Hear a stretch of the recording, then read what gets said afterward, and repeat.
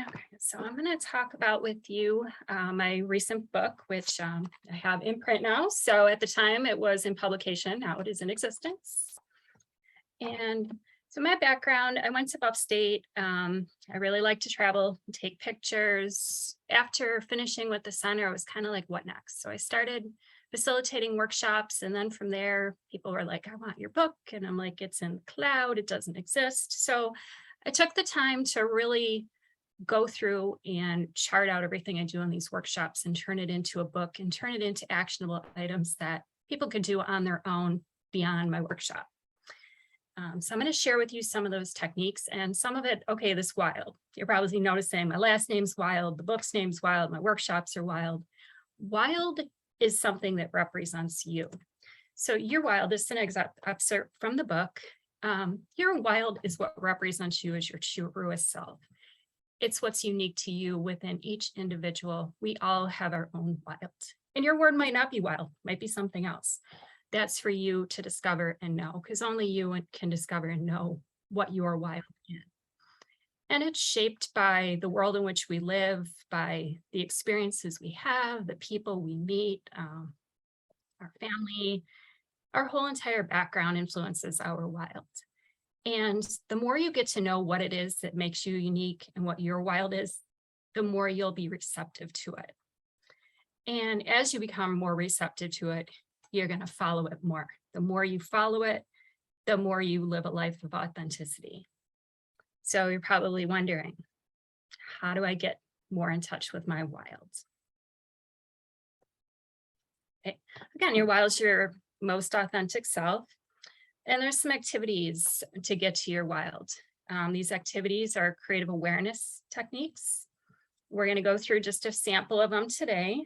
Questions that answer, photo journey, and follow the lyrics are the ones that I'll share directly with you. But I'm also going to work in some other activities within them. So it's something, if you've read the book or plan to, you'll see some of these other activities as well. I can't get my slide to advance. Anybody good with tech? There we go. Okay, so what is creative awareness? It's a state of being. It's a state of enhanced attentiveness. So the best way that I can describe it is through an analogy with this scuba picture. In this state, you're alert, open, calm, and perceptive. Alert to what? You're alert to your surroundings. In this situation, you're going to notice the depth of the water. You're going to notice how much oxygen's in your tank. You might notice the swimmers up over your head. You're going to notice if there's any beings swimming around you. And you're open to this unique experience. You're treating every experience in every moment as if it's unique, as if you'll never have this experience again. You're open to experience anything unique, different, even your everyday moment, where you are right now, even if it's something you've done a million times before, you're open to notice something new about that moment. And calm. In a calm state, you're able to give everything equal opportunity, equal chance, equanimous. Anything can become very important in that moment. And perceptive, when you're open to being more perceptive, you're more attentive, you're more receptive to your intuition. And intuition, it can be so fleeting that it's something that you want to be in this state so you can really grasp it. The more you practice with it, the easier it becomes and the more you're going to recognize it. Okay. And so, do you want to know how to get in a state of creative awareness? Yes, Beth looks very ready. Okay, so I'm going to take you through an activity next to get in the state of creative awareness. So we're going to look at this picture through this and also, right within the setting where you are. So it's a process of going first internally, kind of getting in touch with your body. So right now, just with your senses, what do you see? What does the sight ask of you?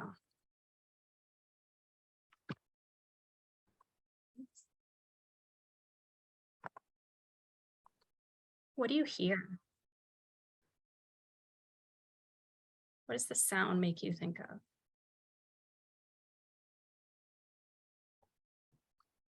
What do you smell? Does the scent hold a memory?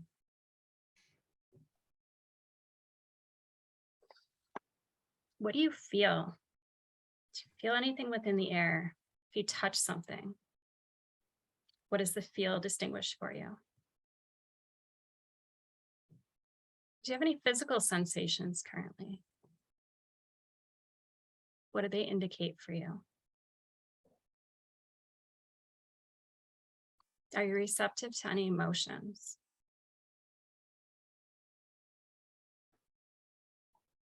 What do the emotions indicate?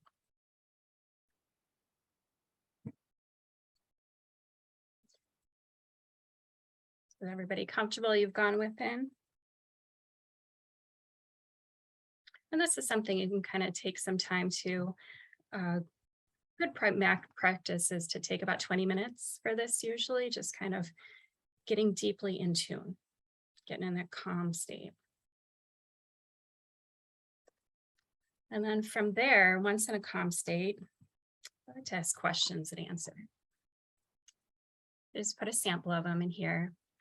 So your intuition's there to guide you, to protect you, to help you move forward on the best path. So kind of asking an action-oriented question is a good place to go.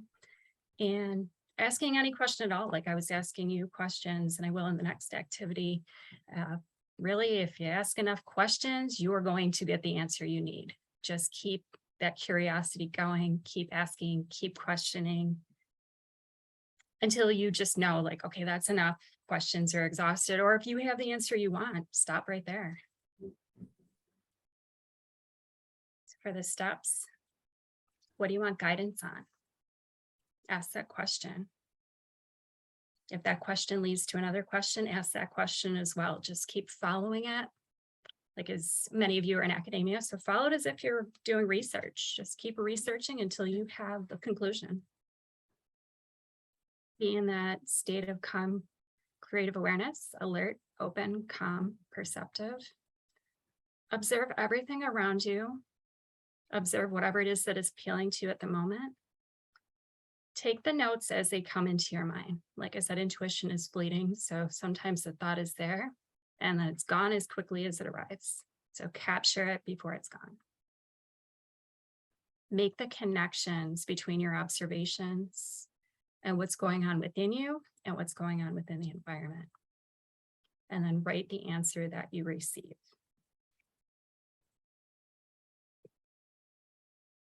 And hopefully from here, you might still be in your calm state of creative awareness. So I'm going to take you on another picture where you're going to go without. So still paying attention to what's going on within your body, and now making the observations with the external environment. So did you have a question that you want guidance on? Maybe kind of ponder that question in your mind.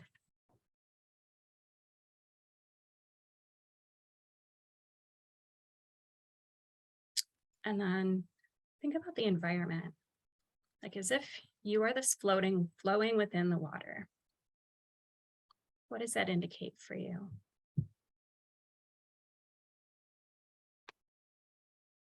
How would it feel to be this plant attached firmly within the stones?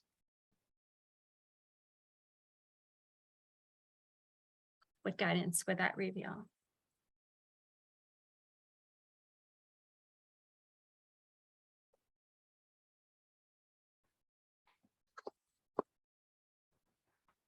And what does the change of perspective reveal for you? The connections within your own environment and in the external worlds.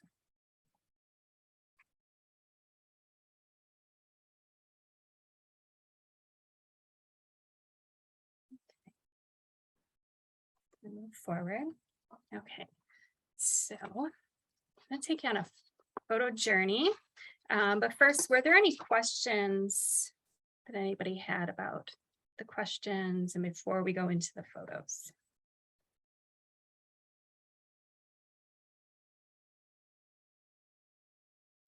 Just to comment that that was lovely. Thank you. Okay, so we're going to go on a photo journey. This is something that you can do we'll do it by looking at my pictures for this, but then if you're someone who likes to take pictures or has pictures or looks at pictures, any of that, you can do this by taking your own photos. You can do this by looking at other people's photos. Being in that curious state, imagining as if you are within this environment. So you are right there within this picture for this activity. You're going to practice the sensory awareness action steps of engaging your senses, thinking about what you see, what you hear, what you smell, what you touch, any physical sensations, emotional sensations. Really let your thoughts wander far and wide. Don't judge your thoughts, just capture them down and keep going. Asking more questions, the yes and keep going with it. See where it takes you.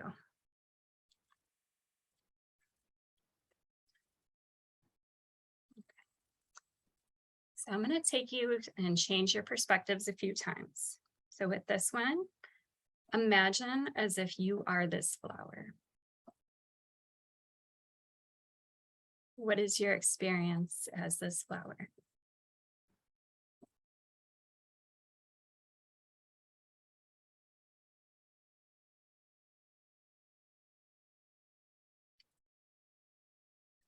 And you're moving beyond this flower. And you notice something that you've never seen before. What is right there in front of you?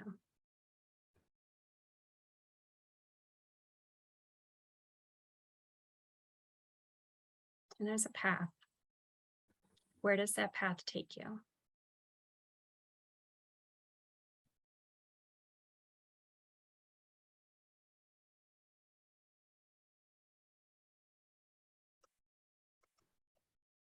And you've entered into the undersea landscape. Are you the fish? Are you the coral? What does the choice reveal to you? What is your experience as this being?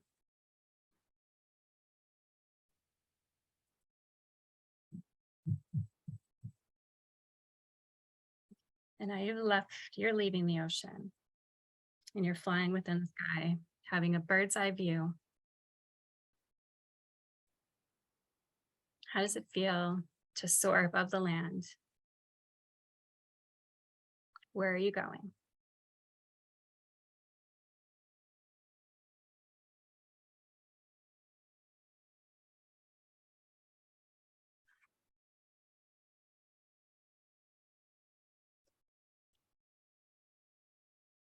And now you're on the last stop of the photo journey. You experience the strength of the tree and the rocks and the power of the waves. How do you feel?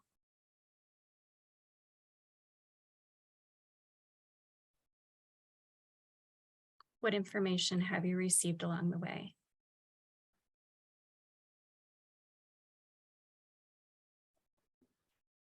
What are your next steps?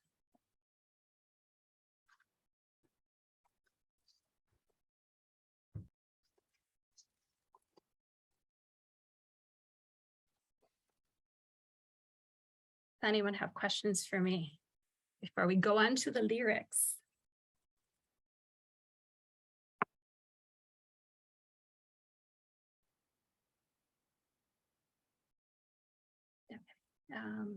I see, you can go ahead. I see a raised hand. Hey, thank you so much. All great. It's a clarification question. So during ideation or problem solving, which is more effective to look at such amazing, beautiful, calming pictures to get to a level of a state, whereas say like, or the mission driven, like whatever problem you're trying to solve, put yourself, you know, like the empathy aspect in the shoes of the other, whether you're working with women or children or conflict zone, etc., and get there, and then through that lens try to problem solve. So it's like, what If you know what I mean, so I'm trying to understand what's the method, when to use which. Okay, I absolutely understand your question. It comes to a matter of reading your audience and knowing if you have, sometimes there's visual people that can really speak from learning from a picture. And then there's others that don't relate to that. So it's kind of like asking questions in advance. Being in the Creativity Expert Exchange, it was my assumption that we know that this is our world. So I was like, I'm just going to take you there. So it's a lot of it having a lot of explanation in advance of like the purpose for the pictures. It's definitely an ideation tool. If you're looking for where in the process it fits with ideas. Also, for the questions too, I mean, you don't even have to look at imagery as well. It's something that you can answer just from writing and not having any props involved. Okay. And Pedro, I see a question. Yes, so I wrote a question real quick, and I was wondering if this is, well, I relate these experiences with intuition. Do you see intuition like something that is based on previous experience, particularly significant experiences that build a gut feeling that is make me intuitive and things are to come, or is it just being wondered and inspired by phenomena? Wandering and inspiring and discovering what's within you. Thank you. You're welcome. Okay, we're going to do cognizant of the time. So we have just a couple minutes. I want to go over one other activity with you really quickly. Music. So I don't know if any of you are like me, where songs come into your mind all the time. I wake up with songs in my head. People will be talking about something, we'll break out in song. And so I can give you an example of this. So on the plane ride here, and for a lot of times recently, Goodbye Yellow Brick Road by Elton John is constantly playing in my mind. And for me, I know that this means it's time to get off that routine paved path with my day job and to really take it to the next level with my business and with the book. So to me, that's my intuition telling me, yes, get it. Goodbye Yellow Brick Road, make your own path. So I wanted to teach you how to figure out what the songs are telling you. So just briefly, if you could scan your own mind and notice any song that comes into your awareness, or like I had shared, if there's a song that's kind of been in your mind for a while, just write the lyrics as they come to your mind. Even if you don't know what the lyrics are, the lyrics that are speaking to you are the lyrics that carry the message for you. So write down what you are hearing in your mind.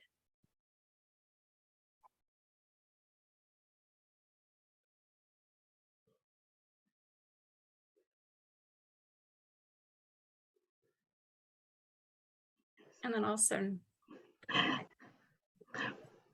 so just to wrap up on that, spend some time after this to kind of think about what else is going on in your life and how those lyrics relate and what is the connection to the song to any aspect of your life. So observe where you are, hear the music, ask questions, take notes, make connections, and live your wild. Please do keep in touch with me. I respond to this email all the time. Thank you. And Melissa, go ahead and drop that maybe in the chat in case people want to grab it after you drop your slide. Okay, thank you so much, Melissa. That was really, really fun and a nice tie-in to this morning's presentation. So we're going to quickly switch gears, and I'm going to make our next presenters the co-host. So just give me a moment to do that. And that's fine. We can before we get into the slides, we can do a quick little sort of who we are and sure. You want to introduce yourselves? You want us to? We can do well, it fast. I will say our next presentation is called Play Forward, the Improvisational Mindset. And we have two people with a lot of degrees and a lot of improvisational experience. And you can read their amazing bios in the program. But I think I'm just going to let you go. And I'll make you co-host in the meantime. I'm eager. So here I am on your Zoom screen, just to call your attention. And then somewhere down there is Beth. There's Beth. I'm over here. We're the ones waving wildly at you. And we want to sort of, Melissa, thank you for that. That's the whole notion of intuition and pulling things in that you can connect is a perfect sort of connection to what we'll be talking about the improvisational mindset and how it relates to creativity. And we want to sort of, we've played with the mind a little bit. We want to play with the body just a smidge. So to your comfort and to your ability, I'm going to ask you to start with one simple thing. Go ahead and cross your arms like you're absolutely just not having any more of this. You have had enough. And this is a really intimidating thing to look at, by the way, when you see a lot of people. All right, now notice which arm is crossed on top. Which one? Now put your arms down. Now go ahead and recross them with the other arm on top. That's icky and weird and difficult, right? So something that you would not, and you can uncross them because you.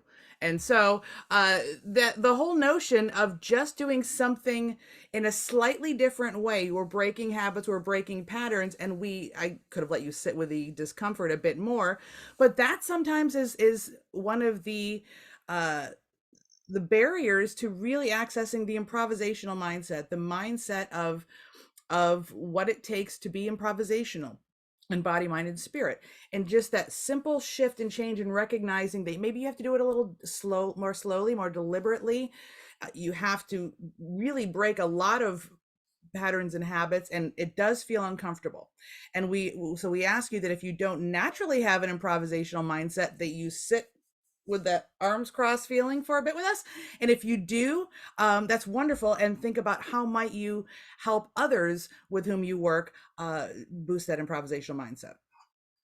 So what you see over here is the creative climate. For those of you who might be familiar with that, it's Eckfall's dimensions of a creative climate, conditions that are conducive to creativity, and from 1996. And so these are the dimensions that he outlined as being essential and helpful. Challenge, freedom, idea support, idea time, trust and openness, dynamism and liveliness, playfulness and humor, risk-taking, and debates. And then the conflict is in italics because that's the thing that if that's present, that can disrupt and prevent and stifle real creativity. And the reason we're putting that here is because we're going to talk about the improvisational mindset, and you might be able to see how some of them parallel these in a lot of different ways. Foreshadowing. So the first creative mind, improvisational mindset, trust and be trustworthy. Fantastic for improv, fantastic for creative problem solving. Also, like, just a good thing in life. Like, if you're going to take something to be as a human, trust and be trustworthy. So when we look at that in the improv world, that means to participate fully and with integrity and not do the because that diminishes people, that makes you less trustworthy. So take responsibility for actions and words and respect others' choices. Melissa's already used yes and, which, mantra for us. Not respecting others' choices is pushing yes and far away. So giving each other's choices respect doesn't necessarily mean you have to be completely together, but it's respecting. And a quick note on that, in Ackerbauer's session earlier, he was talking about sometimes there's tension between folks who want to be playful and ideational, and then folks that really want to be very assertive and process focused. And it's sometimes I'm going to say more than sometimes, more difficult to get the assertive folks to be a bit more playful than it is for the playful folks to sort of tamper. And so I have to say, why is that? And I think, and I believe Beth thinks, that we think both are valuable. But sometimes you can get the eye roll a lot more if it's time to be playful and ideational. You might see a lot more times of eye roll and versus if there's playful, unless you're 4, if somebody says we have to stop playing now, we have to be process focused, unless you're 4, you tend not to go We have to stop playing now. So I'm just curious about why that happens, and so why we view playfulness as not a useful thing. So just sort of be mindful of that with folks with whom you work, or even yourself, if you find that sort of a manifestation of that can diminish that trust, as Beth said. And then next we have the great mantra of the improv world is yes and. It's accept and build. Hey, this is like deferred judgment. In the creativity world, all the things are the same, aren't they? In the improv world, to accept and build to yes and is we want you to watch out for that reflective no. That was what happens on the improv stage. We want to take something that's been offered to us by a scene mate's line or movement, and rather than say, nope, I'm not doing that, I'm going to do my own thing, we see what's been offered to us and we integrate with that and we build with that. That's the yes anding. We work to find positives and agreement points before potential issues and disagreement points. Hey, that's like praise first or PPCO or point in the creativity world, right? All these things are good friends. When we're yes anding, we're dropping our own agenda if necessary. And we want to make sure that we might want to say yes and, but what comes out of mouth is yeah but, because yeah but is opposite of yes and leading with no. So the spirit of yes and, in terms of what I like about this and what I can do with this, is that's really a key part of the whole improv world, is that yes and, that deferring judgment, that praising first. All of these things go together in the yes and. And when you're using this, don't say yes and, but mean yes but. Yeah. Make Your sure mouth may say and, but your eyes say but. Yeah. The next aspect that is necessary is be present and be clear. Now, I graduated from the program of Buff State in 2014, and I think it has since degenerated with that being present and cell phone usage. Like it's only gotten worse, and we know it. And I love me some tech, but I think that is the easiest way to fake being present, because you're like, that's not actually present. Be fully present. Listen to comprehend, not listen to respond. And definitely don't listen to interrupt, because your idea is so much better. Stepping out of your own head, releasing your agenda, your previous conceived notions, all of those things helps keep you present in what magic can be happening right in front of you. And this is probably the biggest one, is like noticing that nonverbal communication. In a previous life, I was a middle school teacher. And so I like to joke that I read eyebrows, because if you look out at the people that you're dealing with and you see a lot of this, says, I don't understand what you're saying. So paying attention to the verbal cues that you get, and clarifying with them, not assuming this necessarily means I hate everything that you've said. It could also mean I'm cold, and so I need to like snuggle up. So keeping that awareness and glancing around so that you know what's going on, and being specific and sharing what's in your head and the assumptions that you've made, like the details, so that don't assume ESP for people. People don't have ESP. That is not real. So sharing the details and being specific helps get to the root and the solution faster. And that mindset is also essential in connecting it to the CPS world, the gathering data. We're always gathering data about what our challenges, what our ideas are, what our solutions might be. You can't truly gather data unless you're being present and being clear, and you can't communicate data. So that being present and being clear is not only true for how you present self, how you work with others, but also in your problem solving, in terms of being present and being clear and not sort of moving forward or being whole. So that's another connection to the creativity world. Be spontaneous. The what if. This one scares the people, and it's okay.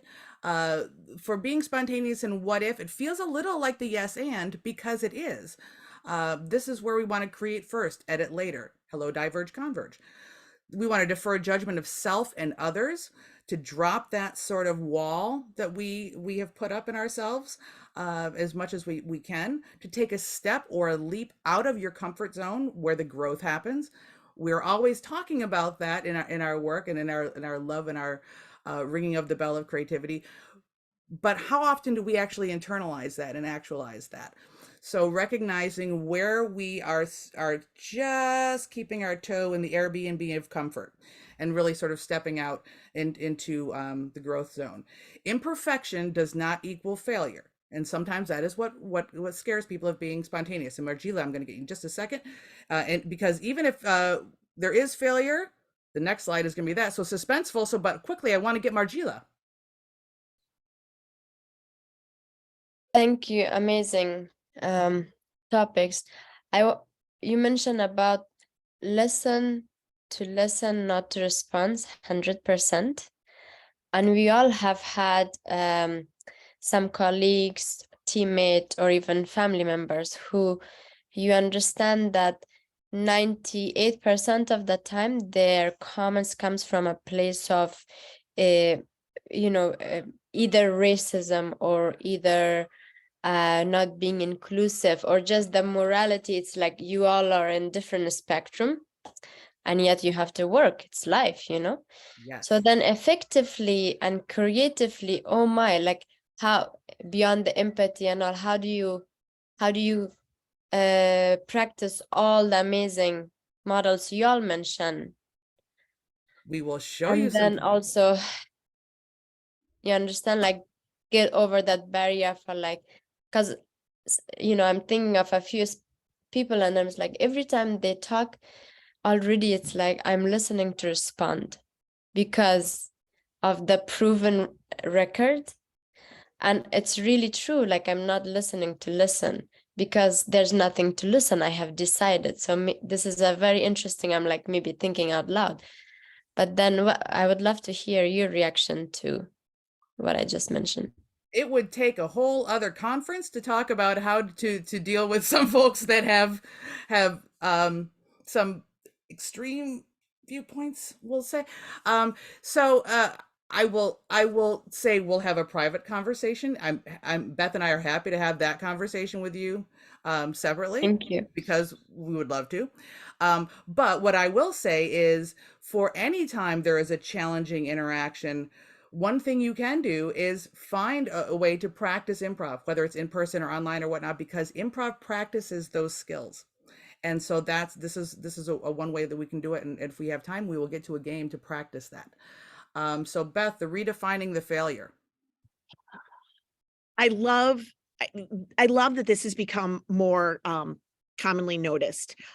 We have a joke at CEF, because for a long time, Missy and I were creating all the stuff. We're both drivers. So we would joke that the proper foresight process, the creative problem solving process, is ideate, implement, then clarify. What should you have done? No one develops.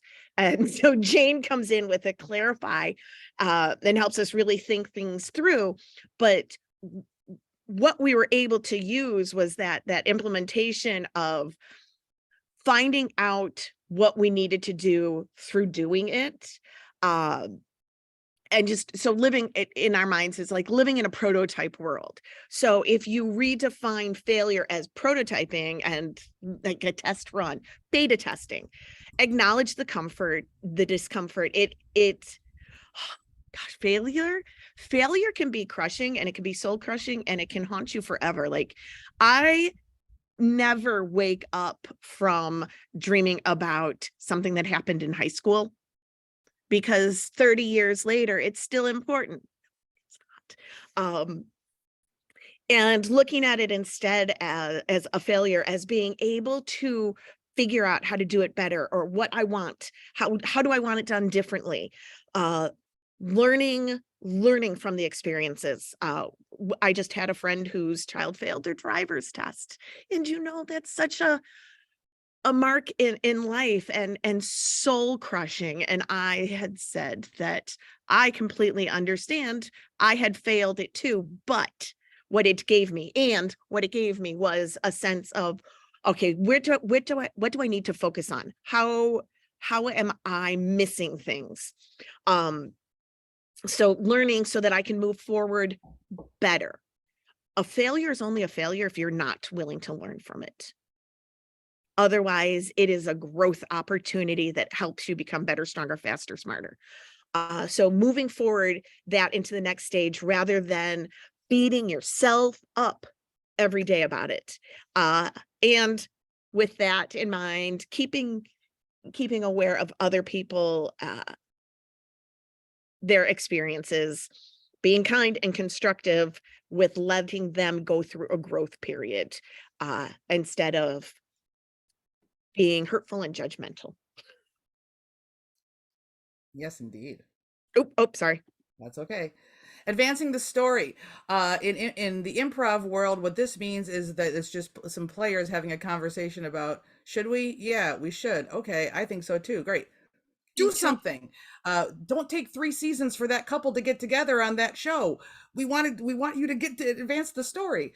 That means just moving the action forward when you can, instead of waiting for someone else. How many times does that happen? Maybe in a conversation where somebody should, or we should do this. Somebody should do this. Own that. Say, I would like to, or who would be the person who. The advancing the story is taking some responsibility or clarifying responsibility of role.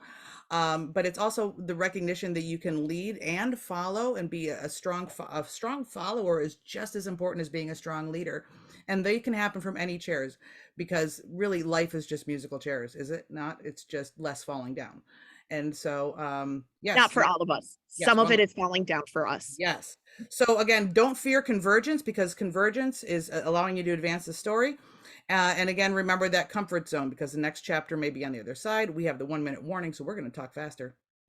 Make your partner look good. It's not about you, it's about us. And when you provide support, information, keeping things going, always, like, if everybody is making everybody else look good, everybody is looking great, and everybody is going further and faster and having a much more productive time. Expand your range. Don't play the same character every time. You don't want to be that person. Your growth fixed versus fixed mindset, breaking patterns and habits. What are you choosing to do or not to do? It's not just, I don't have this, I don't have that. What's your role? What's your choice?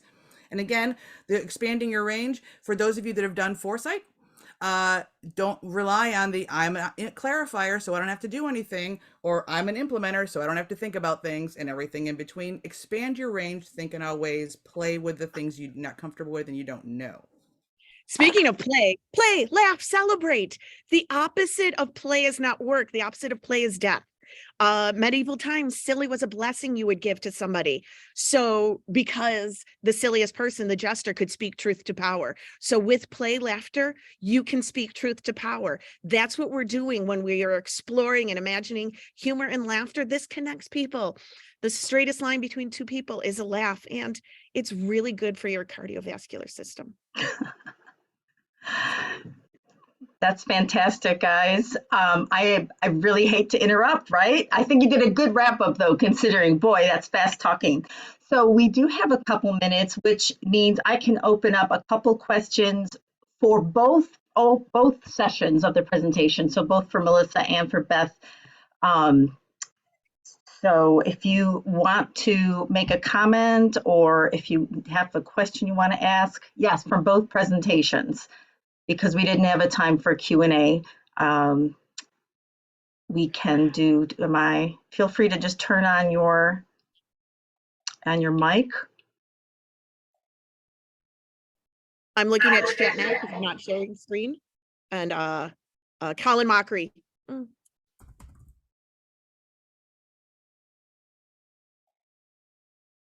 So I have a question. Is that okay?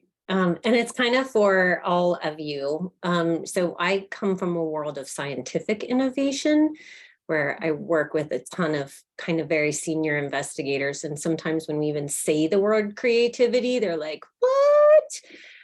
And both of these presentations were definitely more on like what we would call the woo scale, which I love and loved them. I'm wondering how you socialize these techniques in groups of people who like that kind of stealth mentality, because these are really powerful techniques. One thing I do quickly is that question that I asked earlier about the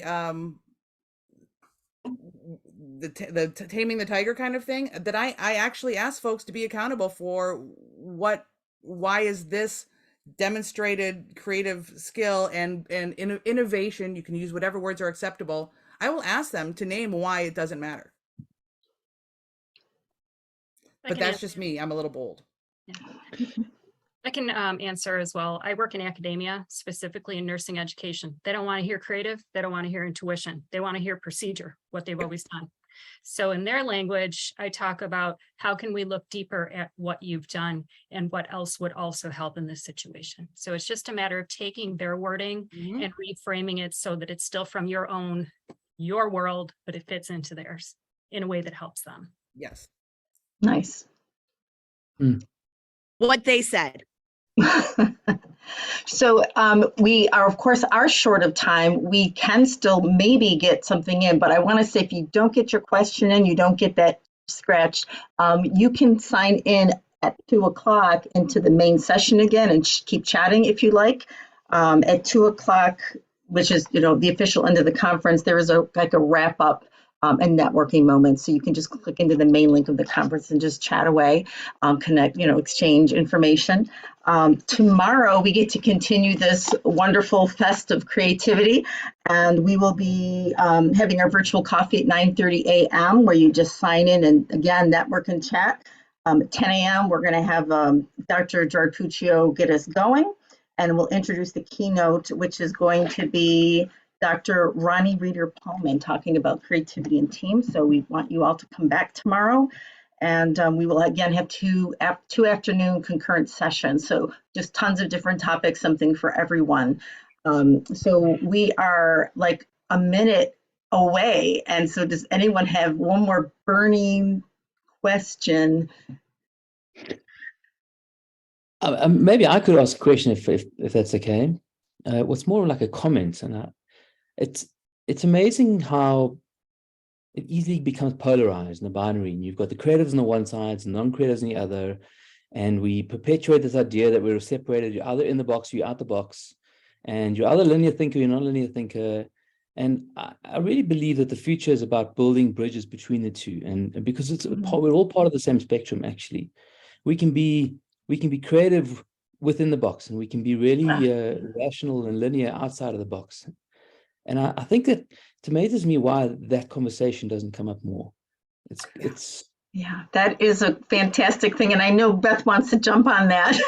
I feel like I need to sign off this session. That's a beautiful ending comment though, Colin. I'm actually going to be incubating on that, I think, when we close this down. So if you guys want to continue this conversation, please just hop back into the big room and you guys can keep going. Thank you all for coming. Thank you, presenters. It was a really enriching experience. Thank you. Bye, everyone. Hope to see you later. Bye-bye. Bye.